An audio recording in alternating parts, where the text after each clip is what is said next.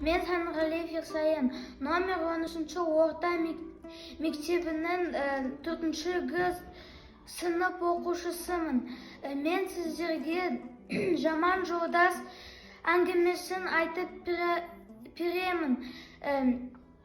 Екі жолдас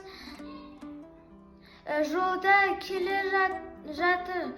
Біріншісі әлсіз ауру болған, екіншісі мықты күшті болған.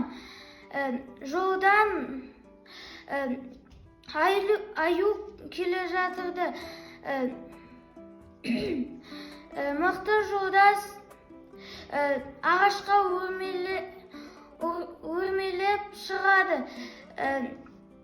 Екіншісі әлсіз, ол білмейді де жатып қалады. Аю келеді, искелейді оны, сосын кетеді. Ағаштан түсіп сұрайды: саған не құлағына сыр болады? Ол маған айтты: ол мен жолдас болма, ол сан жаман жолдас. Сол кезде ол басында еңкеп ұялды. Сол үшін біз жаман дос болмау керекпіз.